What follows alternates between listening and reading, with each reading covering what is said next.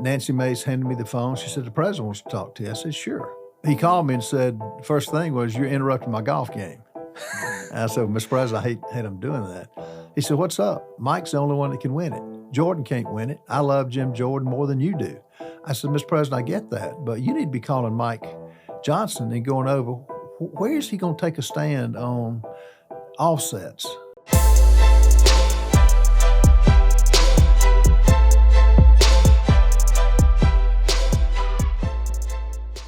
Thank you so much for tuning into the Signal Sitdown, but before we get to the interview, we'd love it if you'd hit that like and subscribe button on YouTube, Spotify, or wherever you may be joining us. And please remember to give us a 5-star review because we love your feedback. Remember, it's your government, and together we'll expose how it really works and how to affect real change. Without further ado, here's the interview. Congressman Ralph Norman, welcome to the Signal Sitdown. Glad to be with you, Brad. You did something incredibly bold just a few weeks ago. You were one of the few conservative Republicans to withhold your vote from Speaker Mike Johnson before switching your vote. Take our listeners and viewers behind that decision. Let me give you the backdrop to kind of why I did what I did, along with Keith Self and Thomas Massey and then 7 others who actually didn't vote. We had met with Speaker Johnson the day before and just gone over a broad range of topics, spending, offsets, what's going to change as we approach the 119th Congress. And we just got kind of vague. I felt like it was vague answers, nothing specific. And by specific, I mean things like what happened after the November 5th elections, where we had controlled the House, controlled the Senate, and had the White House. That was done. And we got a 1,548-page bill to read in 12 hours. And of course, you're talking about the Christmas cramnibus. The cramnibus, yeah. Omnibus, cramnibus, maxi bus, doesn't matter. It Crapnibus, was awful. Yeah. For your listeners, I don't think anybody would be expected to read that massive a bill. Or really, it boiled back to that one failed, as it should have, and then it went to 168 pages, which is still way too much. It's too complicated and time-consuming to read, which most members don't do it anyway. We had a $100 billion spending spree of money we gave the Biden administration. And the fact that happened after the election, and we were trying to find out, is Mike going to take a stand? Is he going to really fight this thing? And I get that we've got a small margin, but to me, the cancer in this country is financial solvency, which we're headed toward a collision course. How many more downgrades do we have to have before we get it seriously? Every dollar in Washington, D.C. has an advocate for it. And the minute they hear cut of any type, the lobbyists come out and advocate for why they think it's possible. All that to say is, I had one chance when we voted for Speaker to use my one vote out of 435 the way I thought it should be used, and I voted against him. I voted for Jim Jordan. Now, after I did that, Nancy Mace handed me the phone. She said, the president wants to talk to you. I said, sure. And his first comment was— So Nancy Mace hands you the phone. Mm-hmm. Did she call him saying, hey? I'm not sure. Not sure. But, I've spoken to the president too, but I said, sure, have him call me or I'll call him. Doesn't matter. And he called me and said, first thing was, you're interrupting my golf game. And I said, Mr. President, I hate him doing that. He said, what's up? Mike's the only one that can win it. Jordan can't win it. I love Jim Jordan more than you do. I said, Mr. President, I get that, but you need to be calling Mike Johnson and going over, where is he going to take a stand on offsets? The $100 billion I mentioned that he had passed had no spending offsets.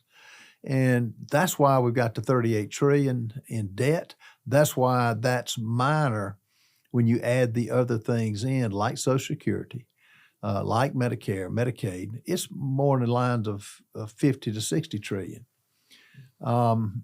So I said, call him and let's get him in a room. So that's when, for those who were watching the floor, we went into a side room And Mike was kind of shocked.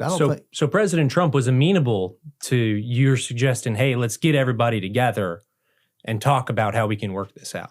Yeah, I mean, he was on the speakerphone. Mm-hmm. We put him on the phone, me, Mike Johnson, Keith Self, maybe one or two others. But he just said, look, y'all, to get this agenda going, we've got to have Speaker Johnson at the controls.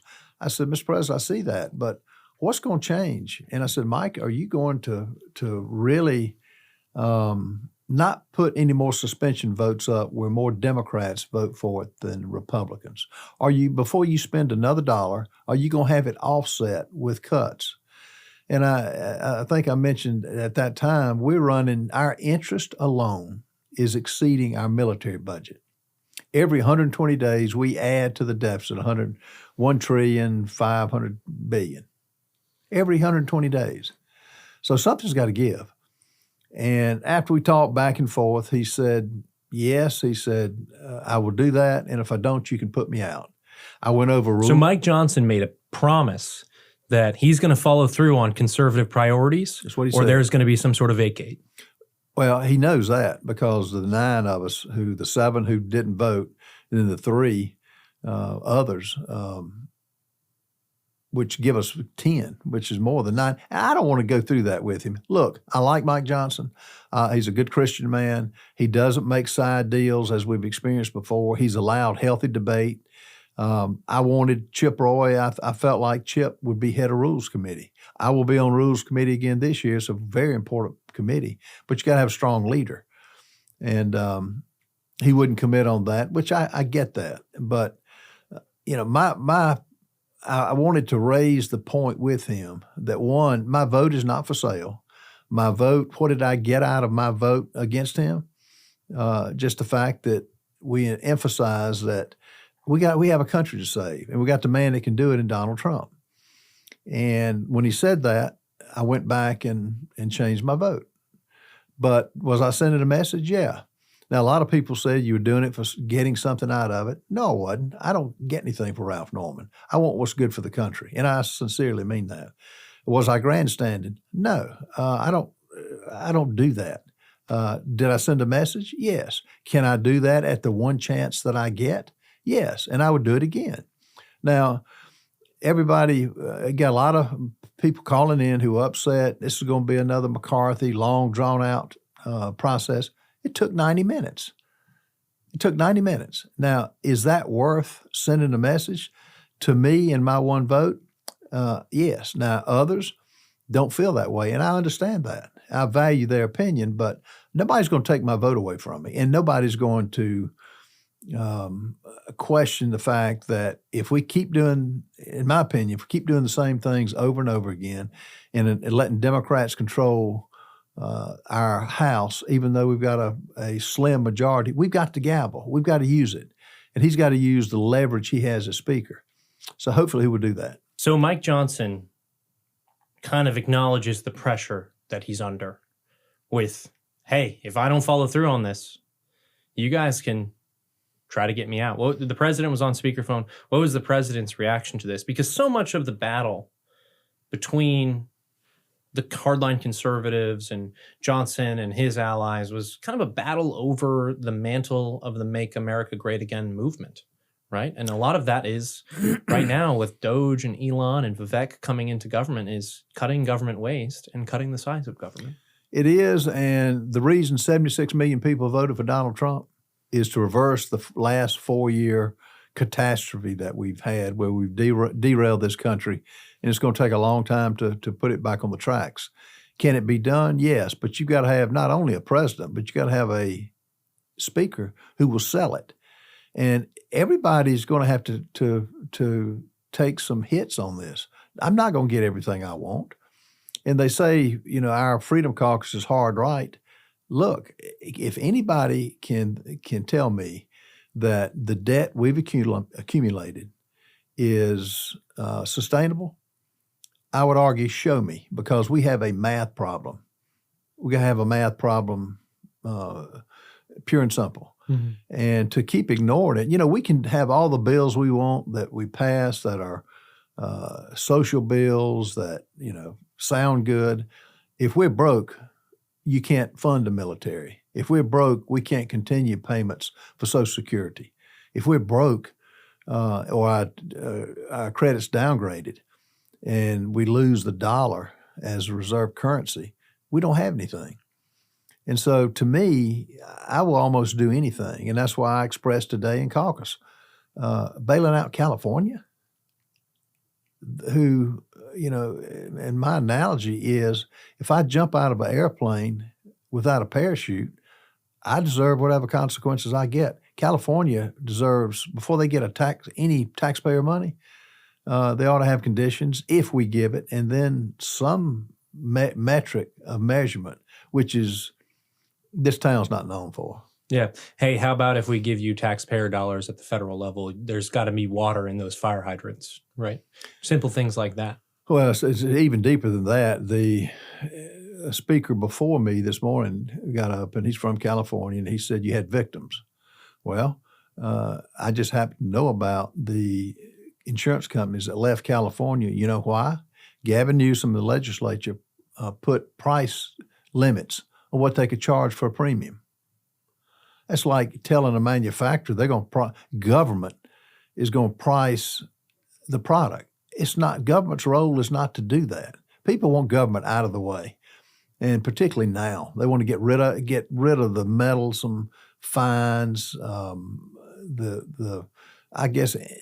impeding the taxpayer, and it's called freedom. We need freedom to put what we were put on this earth to do. And yes, we'll pay our taxes, but where our tax dollars are going and have been going the last 4 years has got to stop. And that's where it all boils back to, in my mind, financial solvency and getting this country back on track. Yeah, one of the lines that some of the members of the Republican conference in the House used against those who held out on Speaker Johnson was, oh, well, they're siding with Democrats, and we voted unanimously in November to make Mike Johnson our nominee for Speaker of the House. And I can't help but notice, especially when you talk about the Cramnibus, the situation had fundamentally changed. I think a lot of conservatives in the House were actually very patient with Mike Johnson over the course of this last year and a half, seeing that he didn't have a strong conservative ally in Mitch McConnell. Whenever Johnson walked into a meeting with, as Mike Lee calls it, the firm of Jeffries, Schumer, McConnell, and Johnson, he was 1 on 3, right? It was McConnell siding with Jeffries and Schumer a lot of the times. And with Republicans only having control of the House, well, that puts Johnson in a difficult political situation, for sure. But then all of a sudden we get to this December negotiation.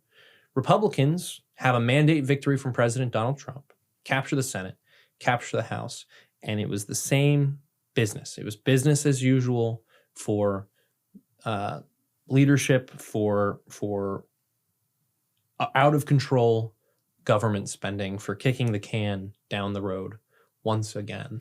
And I mean, it seems like the fundamental situation, right? The political reality had changed from November when the conference voted on this Johnson nomination to January when this was all taking place. Yeah, and things changed, and I get pre-November 4th, you didn't know how the vote was going to come out. You knew it was going to be tight, but at the end of the day, we've got the gavel. And we'll have a 3-seat, 2-3-seat, which we've still got the gavel. Here's the fundamental difference that those of us who have been in the business arena, you don't ever tell the other side what you will or you won't do. He used government shutdown as he told Hakeem Jeffries, let's cut the best deal we can, Hakeem Jeffries, but we can't shut the government down. And I've likened that if I'm trying to buy your house and I tell you I really want you to give me a good deal, but I've got to have a deed to it before we walk out. What kind of a deal are you going to give me? Mm-hmm. You're not. If he should never. You can have a limited shutdown, but he gave the farm away, in my opinion. And it was after we had, had the president elected as chief executive officer, got the Senate, got the House. And the other key thing, the House controls the purse strings. And I hadn't been in his shoes, and I know he's under a tremendous amount of pressure. But there is a point that you say, here's our conservative budget, Mr. Senate, and we're going home. Come back when you want to negotiate. Mm-hmm. And that's not in his DNA. Yeah, it's kind of a weird dynamic where it feels like whenever Republican leaders go into a negotiation with Democratic leadership, they are negotiating a deal and then bringing it back to the conference and say, what do we think about this? Whereas for the Democrats, the process seems reversed. Democratic leadership knows whether it's through the unified caucus or through an iron fist sometimes, right? Democratic leadership knows what their conference is going to be willing to stomach or vote for. And so when Johnson, I mean, what is that process like when Johnson kind of makes these negotiations, these gestures to Hakeem Jeffries and says, well, we don't want to shut the government down.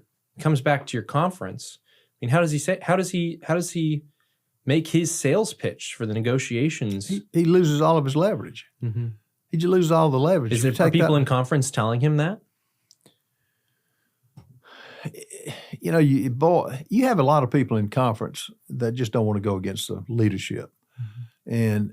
But leadership's got to perform, and leadership's got to do what the 76 million people empowered us, the president, to do, and in each district empowered us to do. And I think it's get the financial house in order.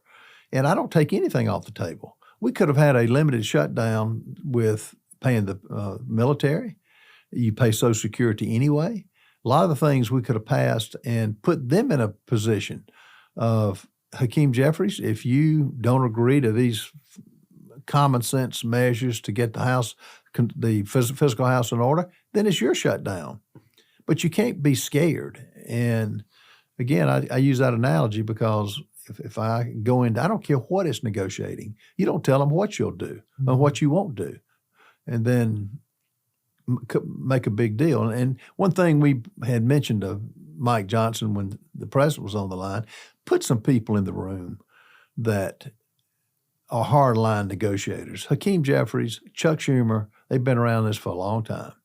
Just because they say something, I'd almost believe the opposite. And draw it out. We shouldn't. The other thing is letting this thing draw out till Christmas time. Mm-hmm. Guess where everybody wants to go? Home to their families, to their children. And celebrate Christmas, but to let it go out that late, and of the 12 appropriation bills, we passed 5. The Senate didn't take it up. That's up to us to say, okay, Senate, you're not going to take it up. We're going home. Mm-hmm. You own it. That makes sense to me, but it doesn't to a lot of the other members. And the president on the phone, I mean, I think something so frustrating for conservatives, and I think the president understands this instinctually because President Trump, at the end of the day, what is he, right? He's a deal maker. He's a negotiator. And he's a hard-nosed one at that, right? Mm-hmm.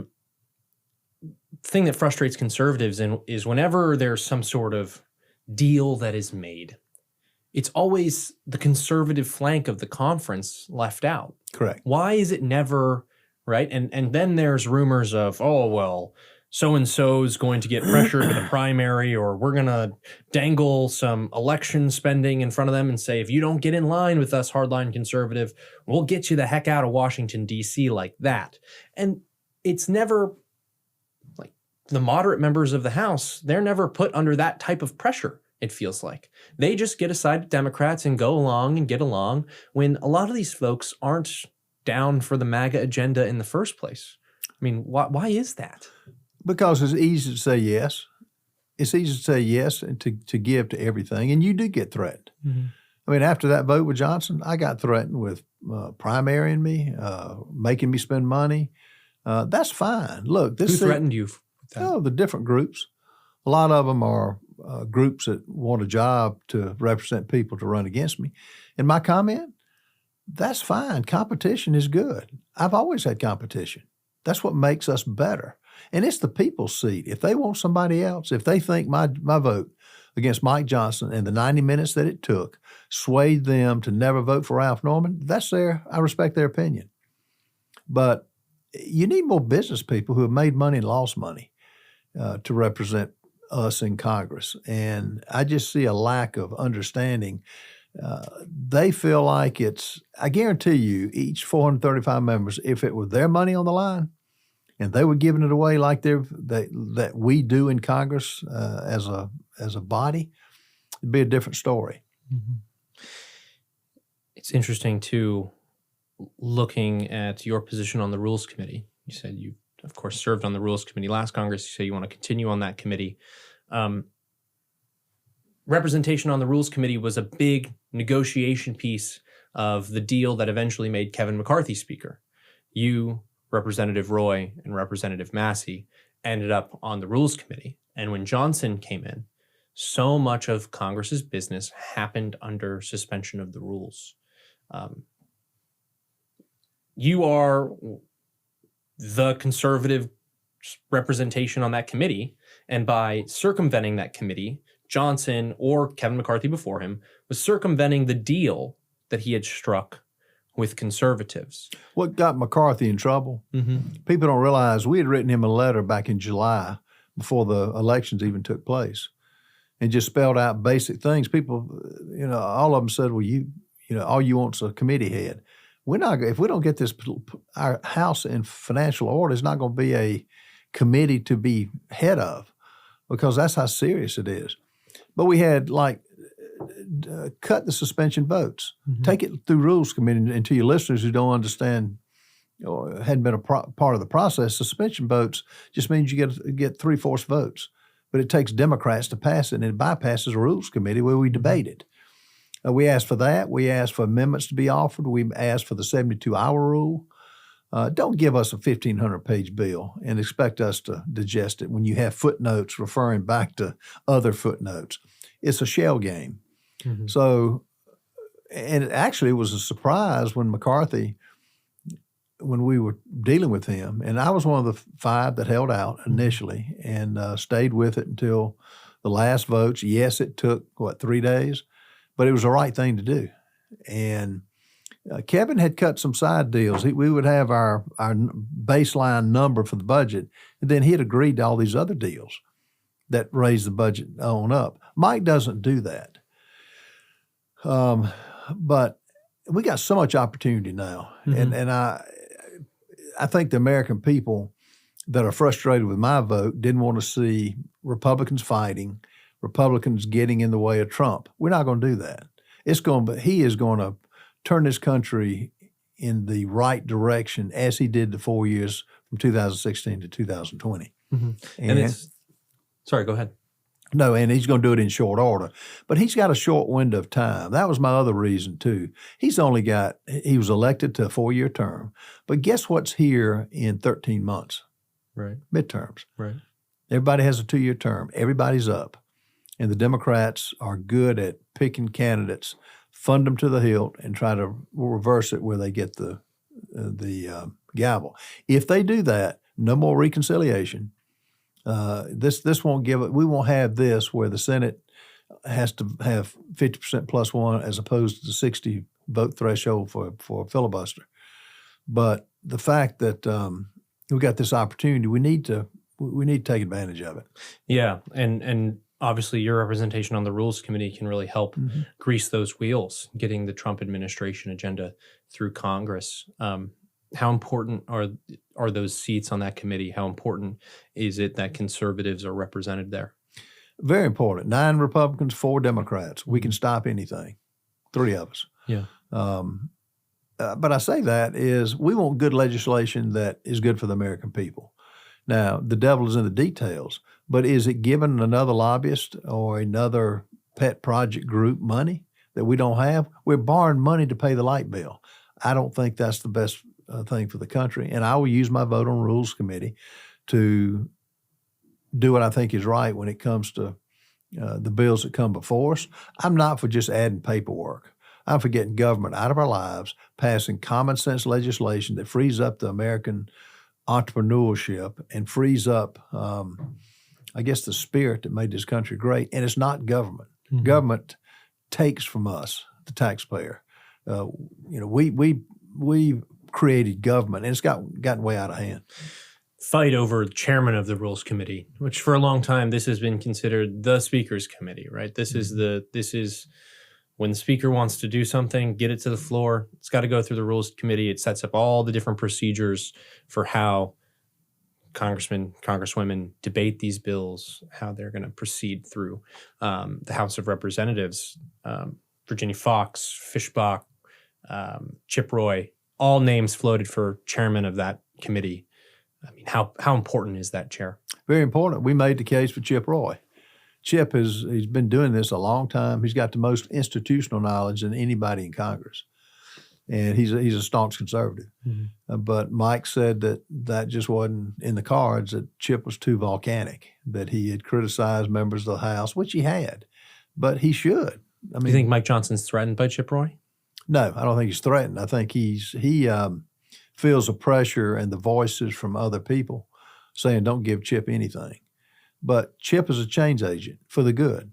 And he's at the DOGE Commission, he told Elon and Vivek, the ones he's got to fight are in that room. We were all Republicans.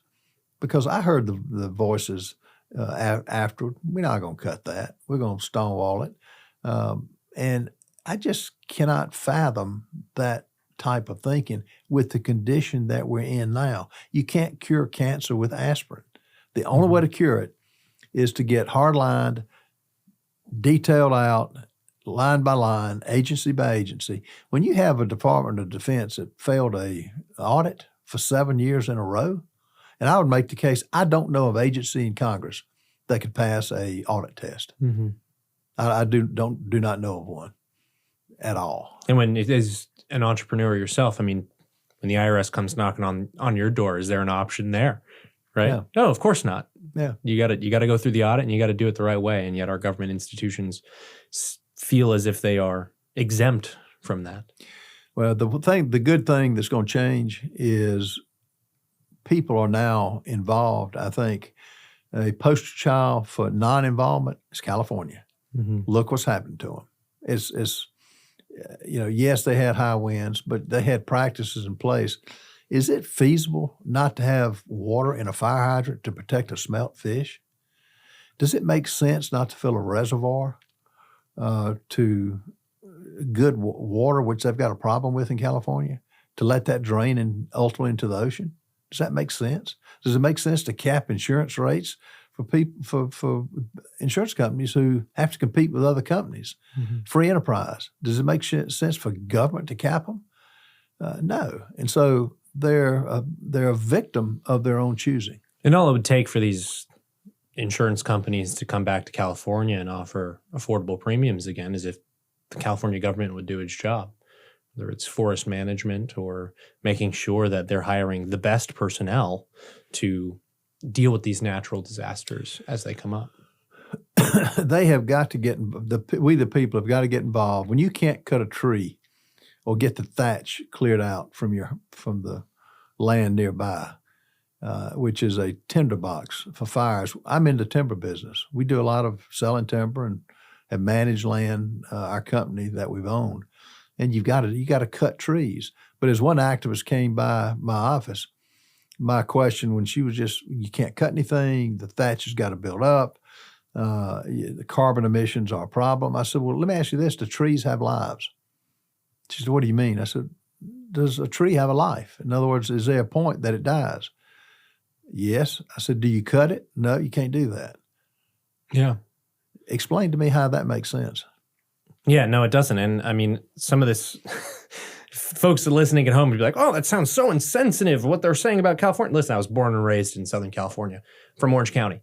Getting texts and messages from former firefighters who have now since retired and completely left the state, firefighters still there on the ground today. And they are beyond PO'd at the way California's government, LA's government has handled crisis after crisis. Because this isn't something that came out of the blue. As you said, act of God, all these high winds. Man, I went to school at the University of California, Berkeley, when we had classes canceled almost for a week, I think, because the air quality was so bad because of the campfire in the Chino area. And this is something that happens on a regular basis. And it feels a little bit like when you're doing the whole rolling blackout thing and the electricity grid can't handle high winds and dry conditions, it feels like you're living in a third world country where most families, like, thank God I'm living in student housing, so I'm not paying hand over fist for my living situation. But I mean, imagine a working class family in that neighborhood, right? Kamala Harris says she's a working class family in that neighborhood. She wasn't working class. Both of her parents, PhDs. Her mom worked at the Berkeley laboratory there. And if, today you had Kamala Harris's mom's job, you're making $160,000 a year. Please explain to me, somebody, how that makes you middle class in any way, shape, or form. But, you do imagine the middle-class family, if they haven't been priced out of the area already, man, how are they dealing with blackouts? How are they dealing with their energy prices? How are they dealing with not being able to send their kids to school because of the air quality being so bad? And it's just disaster after disaster compounding on itself. It is, and ultimately it boils back to the voters, and which explain to me how it makes sense for the votes still to be counted. There ought to be one vote system, photo voter ID, one-day voting. If you and I make an appointment to fly out from Washington, D.C., you have a time and you have a date. I can't call the airline and say, I may be there in two weeks. Hold my seat. No. Photo voter ID, it's laughable that they've let the electoral system go to pot. Mm-hmm. But with that, the major reason why Trump won the popular vote is because so many Californians changed their mind on the Democratic Party. Yeah. And I think even more are going to do so now because of what's going on. Well, they're going to have to take matters in their own hands. Look at the crime. Yeah. The houses, I turned on the TV today, early this morning, and looters were going in houses that were still standing. To have DAs who won't prosecute, who takes the side of the criminal and put the handcuffs on the victims. No, it's a calamity of errors, and they can get it right. It's just going to take time to do it. Mm-hmm. And we shouldn't aid and abet it. And by sending our hard-earned tax money there when it's their fault, no. And the difference in Helena was a national catastrophe. When you have roads washed out, when you have houses taken off hills, that's not from malfeasance and not doing something right. The roads have stood up for a long time. And the fact that they got $750, where was the empathy there? And as I said in caucus today, where's the empathy for the American people, the taxpayers, by doling out money for a state who has totally train wrecked the whole economy? It's hit them personally now, and it's going to be interesting how we handle it. Yeah. It just seems like the world is getting more and more chaotic, and I guess January 20th can't come soon enough so that there is a unity of government between the Republicans in the House and the Senate and the White House, that conservatives are once again bringing common sense back to Washington, D.C. You were down at Mar-a-Lago over the past weekend. Tell our viewers a little bit about that. I mean, this is the preparation meeting for what day one's order of business is going to be and what you guys need to get done so that when President Trump comes into office, he is given his team, he is given his first few policy wins in short order. Well, and look at the analogy for the American people. We've gone from having 4 years who the president and the vice president were non-existent. They couldn't do a press conference.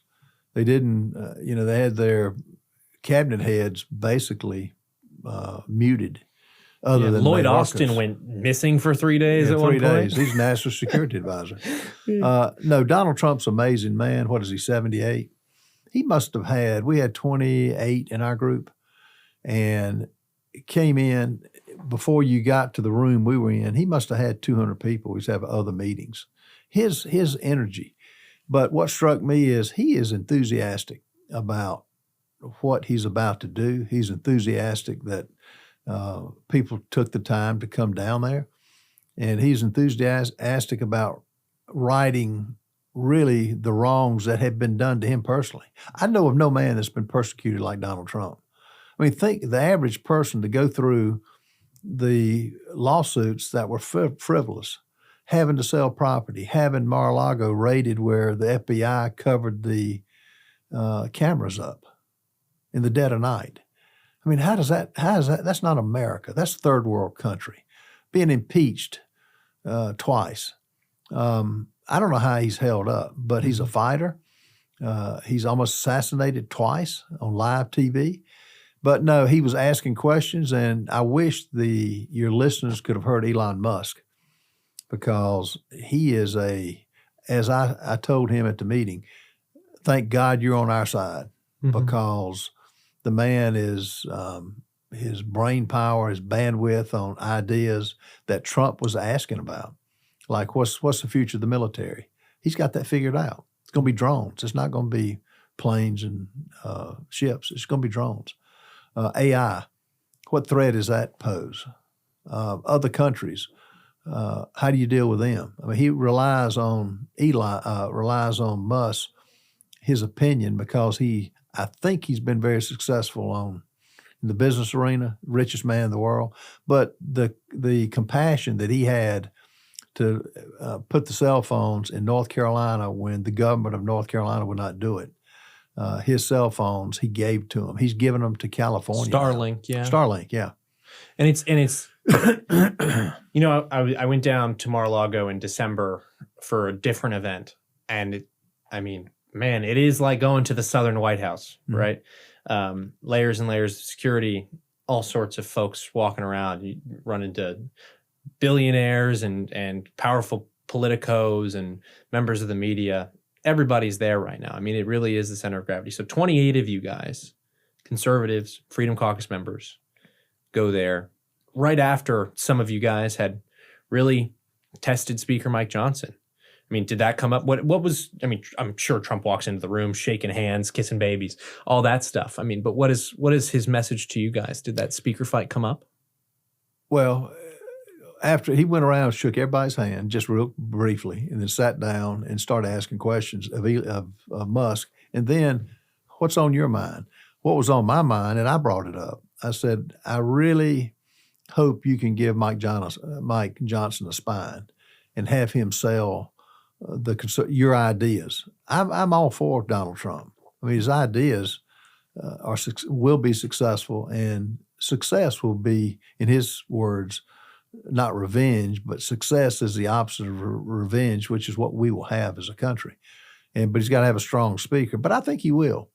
I think he's going to push for what he wants. He's not I didn't get the impression he is as much concerned about the details. He just wants to make it happen. Yeah. And when he called me on the floor, he said, what's it going to take to make this happen? And that's when I said, call Mike Johnson and let's talk about it. So, but no, it was a 2-hour meeting. Covered a variety of subjects. Everybody had a different question.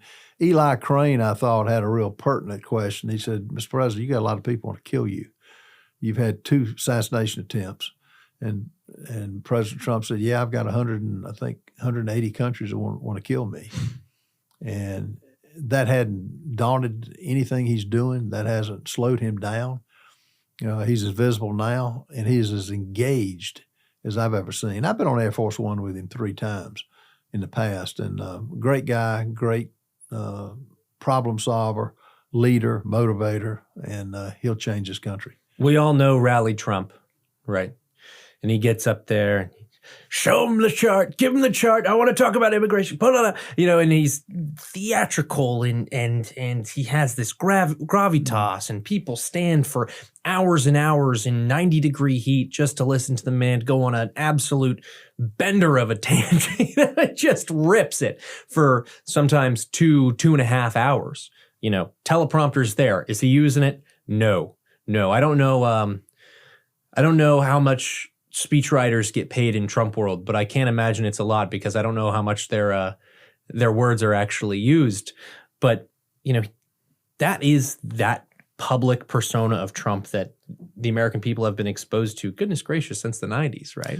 And from everyone who's in close contact with the president right now, who was in close contact with the president over the course of his first 4 years in office, seems like he's somewhat of a different character when he gets down to the business of politics. He is. And, he's had 4 years, he's learned a lot about people who betrayed him. He's learned a lot about what he would do different.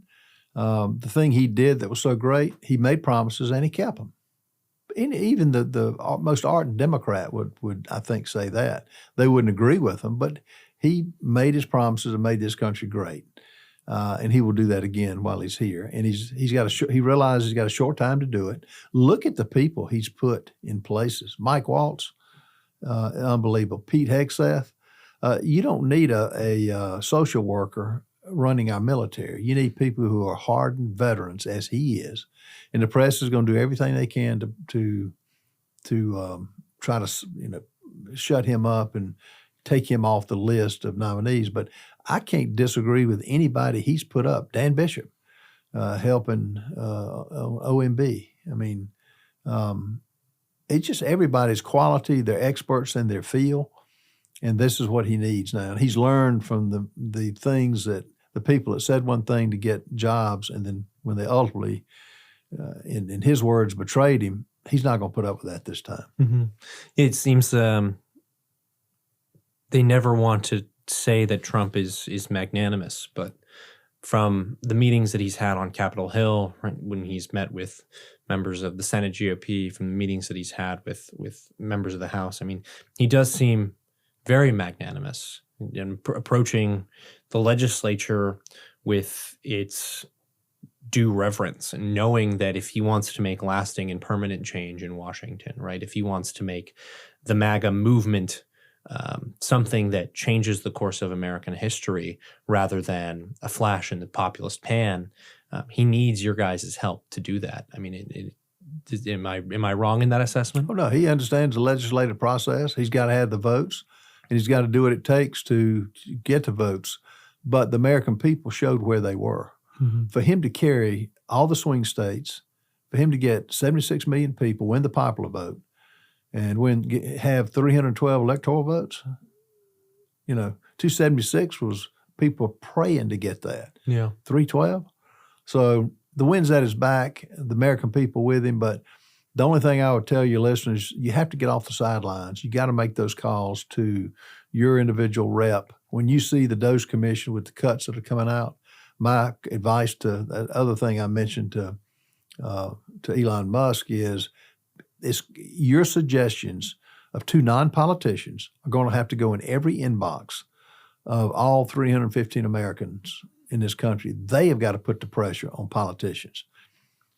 If they do that, we'll have a good outcome. Now, if they are like California and just say, well, let it take care of itself, then you can expect a lot of things not to be hammered out and cut as they should be. Mm-hmm. So time will tell. Elon's such an interesting character to if you look at the past 8 years in Washington, D.C., like The West Wing, right? We're doing a drama. We're doing a TV show. I mean, he is one of the most interesting characters to enter this cast, in my opinion. And he's got, as you said, a lot of really innovative ideas to bring to government. But it seems like he's kind of learning the process and language of politics in real time. Were you impressed with his political acumen, or is he, or do you see him more as an innovator, an ideas guy, where he's going to be going to the executive branch or to you guys in the legislature and saying, hey, I've got this idea about our drone policy in the military. How do we actually enact this in policy? Or is that something that he's really focusing on? He's what he's great at in my limited time that I've spent with him. He can explain his positions. He is in a different world when it comes to mental capacity, but he'll put the changes that he thinks need to be made, not just for spending, but like where military is going, where the money, the reprioritization of where money goes. Mm-hmm. He'll be able to lay that out, and then he's going to leave it to the politicians to either buy his program or not. But look at the genius of Donald Trump. When have you ever heard of a president who recruited two people who are not beholden to anybody? They're not charging anything. They're giving their services away for the betterment of the country. Goes to show you, I think everybody knows America is our last hope. And for those who say, we'll just leave America, name me a country you're going to. What, Venezuela, Cuba, China? Where would you go? There is no other choice but to get this country. And I keep stressing the financial security is the bedrock to doing anything else. And I think we will with Donald Trump. No other man or no other person that I know of could do what he is getting ready to do to move mountains. Yeah, and it's fascinating to see someone, sure, Donald Trump's only been on the political scene for 10 years now, but someone relatively late in his own political career because he went straight to the presidency. I don't think he's going to be running for a Senate seat after his 4-year term is up. I think he'll be done and enjoy his shade under his fig tree. But someone relatively late in their political career to broaden the base of his support so much. I mean, this coalition was something that Republicans in this town have been talking about for decades.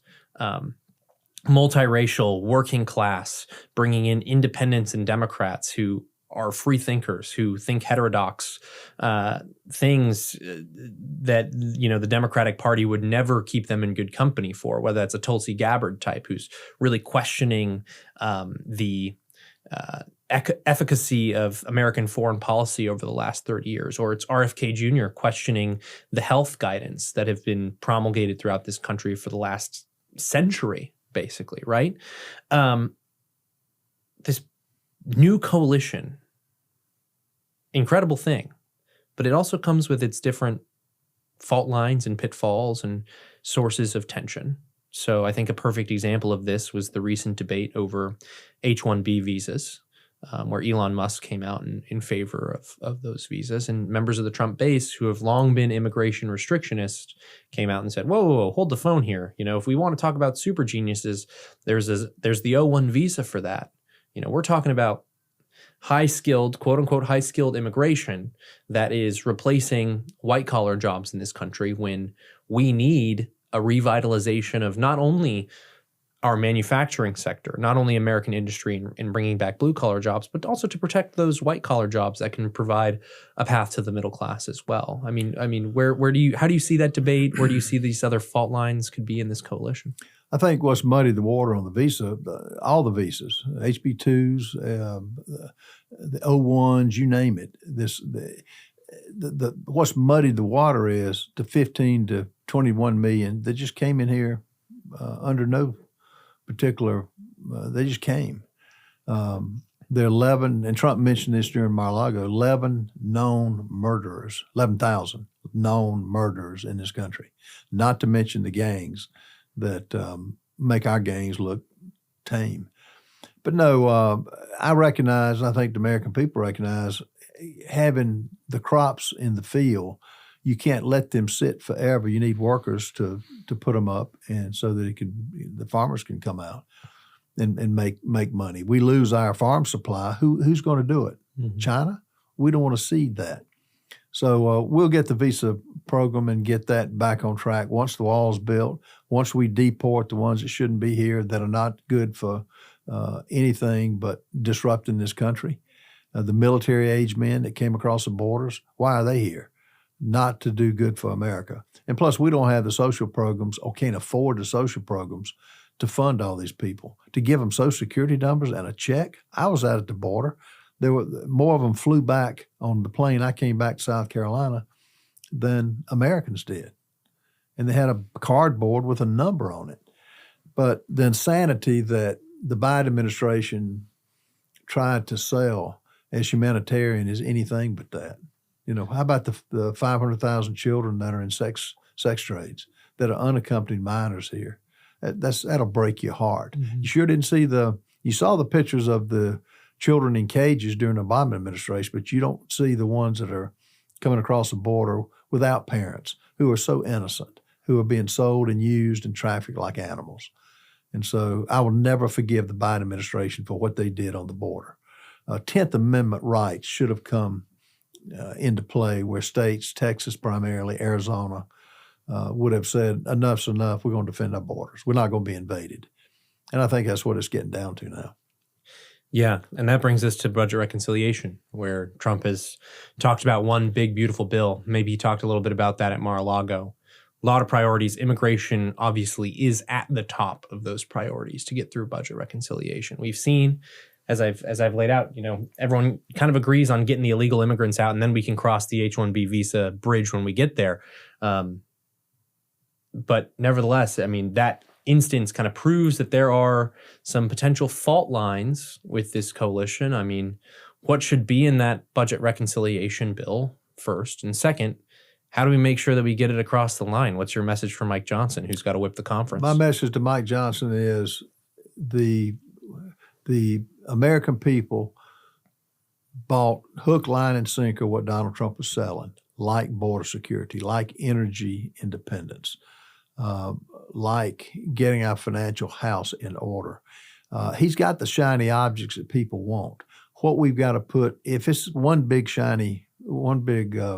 beautiful bill, and he's open to two. At Mar-a-Lago, he said, guys, what do you think? We have got a time. What do you think? You one or two? Two. Two. Because I don't think we can get it all done. I mean, take tax policy, which runs out in 25. Kevin Brady took us off campus in 2017 to hammer out each specific item in the tax policy, which produced unbelievable returns for the American people. From capital gains, low capital gains rates to depreciation schedules, rapid write-offs, all of that was so beneficial to the country. It's giving money back to the American people, which they're the ones producing it. We are. And I'm sorry I interrupted you, but with this two bill, and we'll come back to what should be in budget reconciliation and your message to Mike Johnson, but with the two reconciliation bill process, I think the thing that concerns me about that is you'll have a bunch of squishes in the middle, right? Your kind of moderate uniparty folks say, well, let's take all of the moderate stuff that we can stomach in the first bill, and the second bill, that's where we'll be aggressively conservative. And the first one will come, it'll pass, it'll get into the law, it'll get to the president's desk. But when that second bill comes up and it's time for conservatives to act aggressively, everybody kind of towards the middle will get squeamish about it. That's my concern. That's a valid concern. Mm-hmm. And you got to remember, guess what happens the first quarter of 2026? Midterms. Mm-hmm. And people want to give in and do whatever it takes to get reelected. So I get that. And time, we will find, the devil will be in the details as we move forward. Can we get everything by Easter? Can we get meaningful tax reform? Can we extend the tax cuts that Trump had in his 4 years? We're going to get the border, but the border's going to cost money to deport, build the wall, and complete that. Can we get the regulations off the books? Because it has a price tag. And we won't have this opportunity again.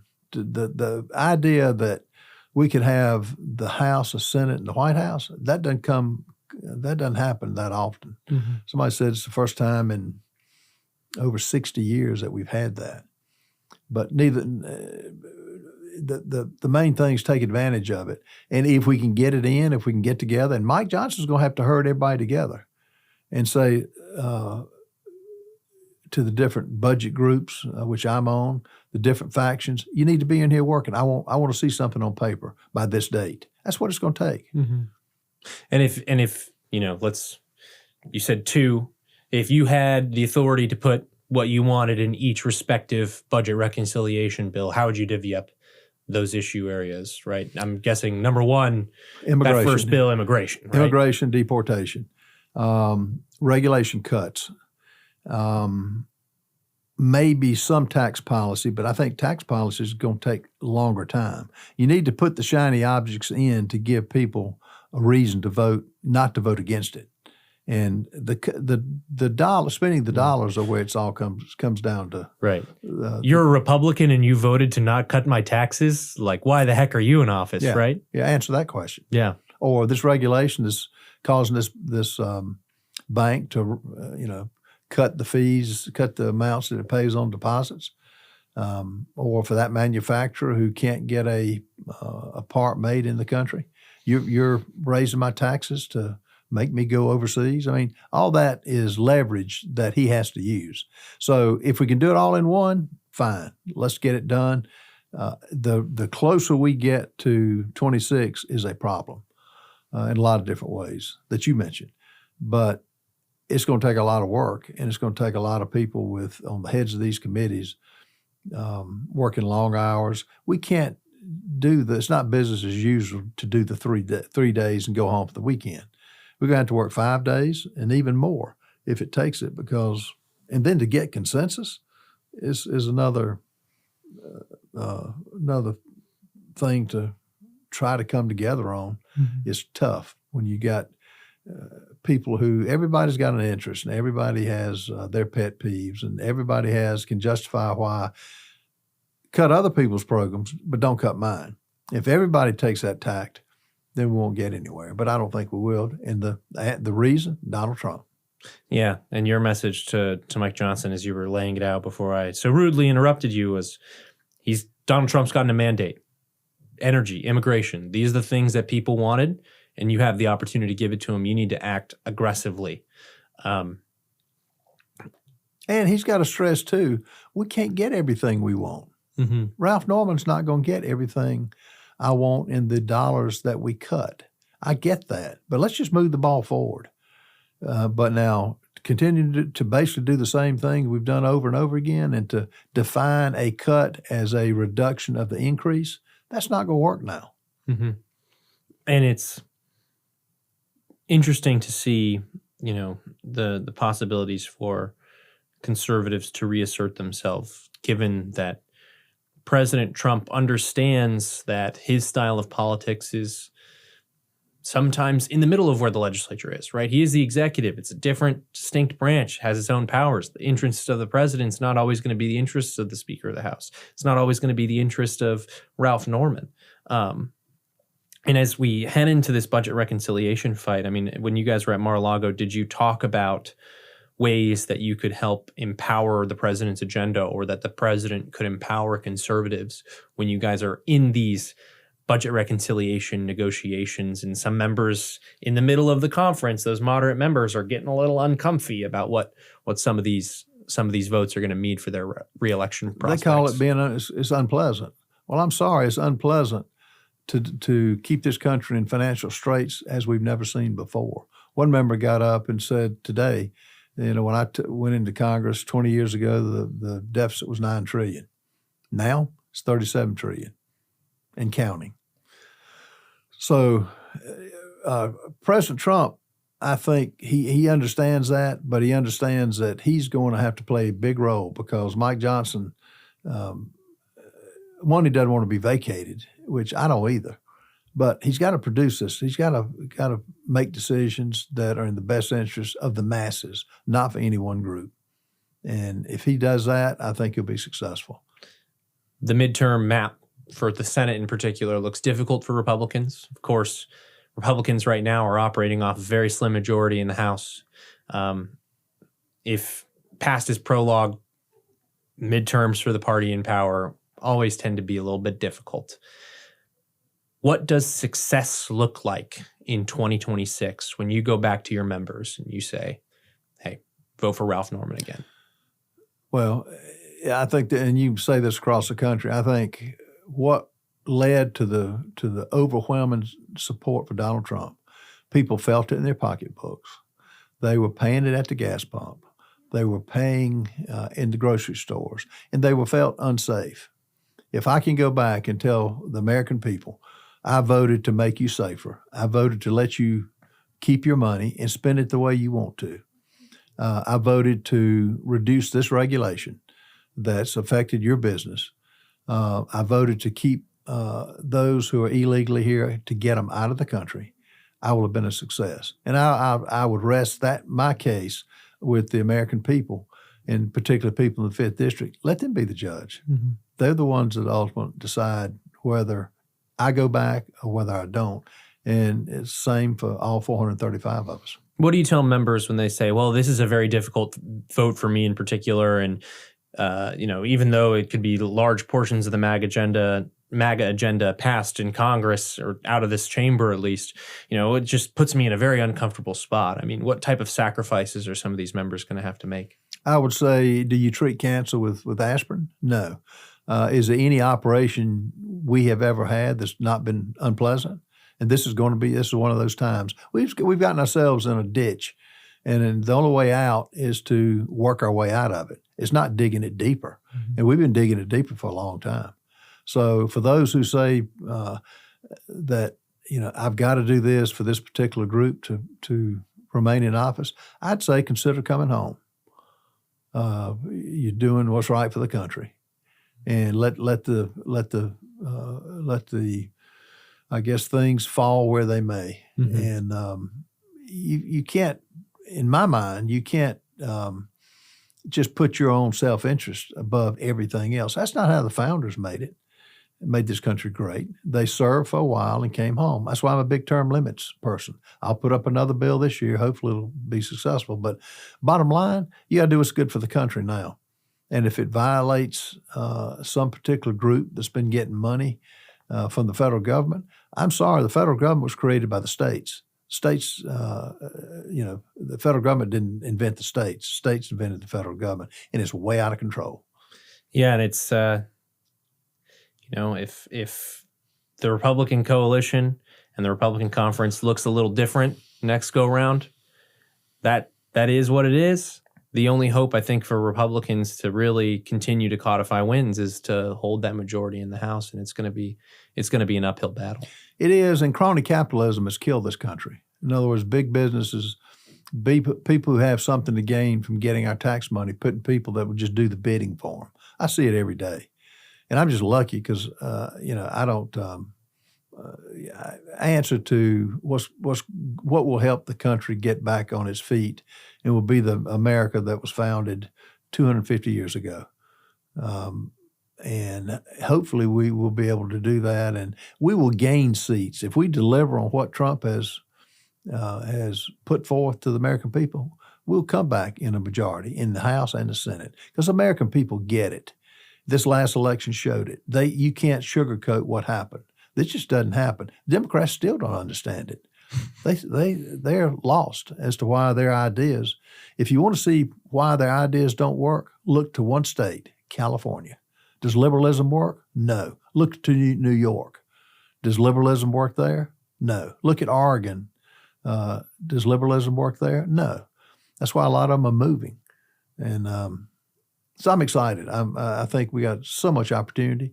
I think we won't have this opportunity again. And I think it's providential that Trump was not assassinated, that centimeter he moved his head was providential. I think it's providential he wasn't killed the second time. And I think it's providential that he's there really for such a time as this. Well, Providence is always all around us, and hopefully there will be more of it in this town as you guys go about your work trying to score some conservative wins and restore American greatness. Congressman Ralph Norman, thank you for joining the Signal Sit-Down. My pleasure. Thank you.